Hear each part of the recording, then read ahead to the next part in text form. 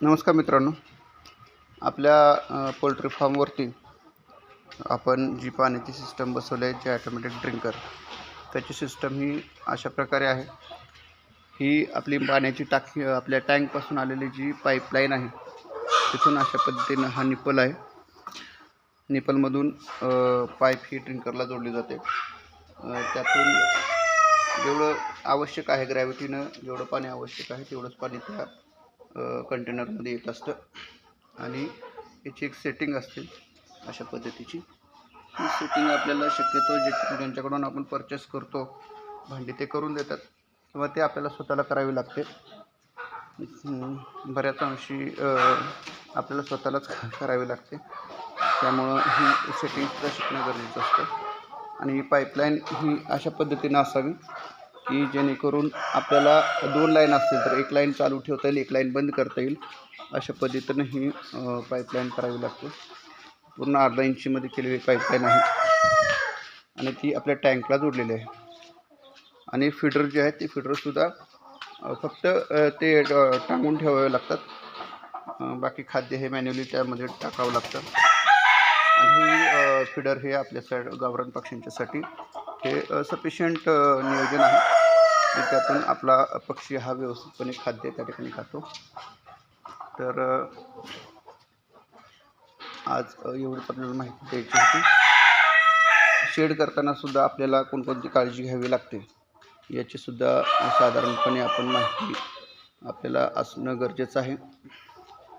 या आपल्या शेडमध्ये आपण एक कॅमेरासुद्धा इन्स्टॉल केलेला आहे की जेणेकरून आपल्या अनुपस्थितीमध्ये शेडमध्ये ज्या काय कामं होतात ती कामं आपल्याला आपल्या ऑब्झर्वेशनखाली ठेवता यावीत.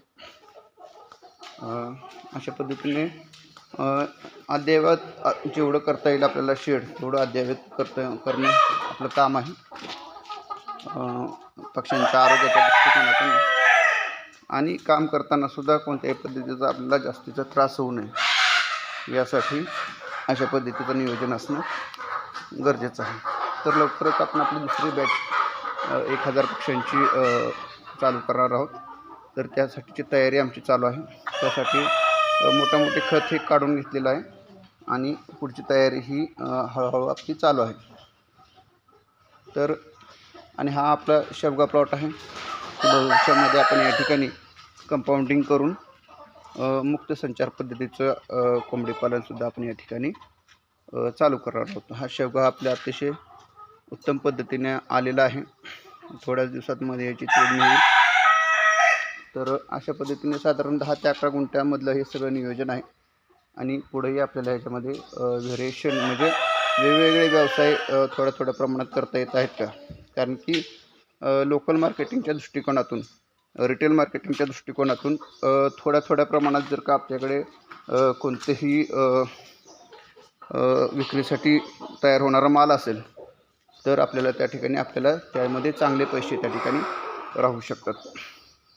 तर त्यासाठी गावरान पक्ष्यांचा एक बॅच आपण काढलेला आहे. दुसऱ्या बॅचमध्ये आपण मेथी घास आणि पालक ह्या 2 घासांची निवड केलेली आहे की जेणेकरून पक्ष्यांच्या खाद्यांमध्ये आपल्याला बचत करता येईल. त्याचबरोबर शेवग्याचा पालासुद्धा आहे. तर बघूया आपल्याला नेक्स्ट बॅचमध्ये आपल्याला कशा पद्धतीने यामध्ये त्याची मदत होते. तर चालेल, आजच्या व्हिडिओसाठी एवढंच. आपण पुढच्या व्हिडिओमध्ये सुद्धा जास्तीची माहिती कव्हर करण्याचा त्या ठिकाणी प्रयत्न करू. धन्यवाद.